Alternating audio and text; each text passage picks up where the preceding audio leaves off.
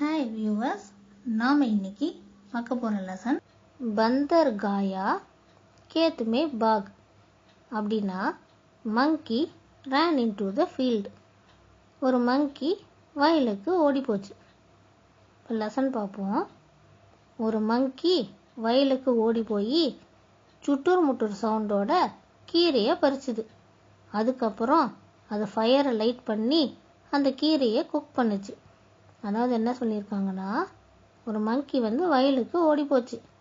அங்கே போயிட்டு அந்த கீரையை பறிச்சுது. அதுக்கப்புறம் ஃபயரை லைட் பண்ணி அந்த கீரையை குக் பண்ணுச்சு. அதுக்கப்புறம் என்ன சொல்லியிருக்காங்கன்னா, குக் பண்ண கீரையை ஸ்டொமக் ஃபுல்லாக சாப்பிட்டுட்டு பக்கத்தில் இருந்த கிராஸை பிரித்து அதோட வாயை தொடச்சிடுச்சு. அதுக்கப்புறம் சல்லடையை ஸ்ப்ரெட் பண்ணிட்டு பேஸ்கெட், அதாவது மரத்தை வச்சு கவர் பண்ணிட்டு மங்கி கிங் படுத்து ரிலாக்ஸாக தூங்கிடுச்சு. அதாவது என்ன சொல்லியிருக்காங்கன்னா, கீரையை குக் பண்ணுச்சு இல்லையா, அந்த குக் பண்ண கீரையை மங்கி என்ன பண்ணுதுன்னா ஸ்டொமக் ஃபுல்லாக சாப்பிட்ருது. அதுக்கப்புறம் பக்கத்தில் இருந்த பெரிய கிராஸை பிரித்து அதோட வாயை தொடச்சிடுது.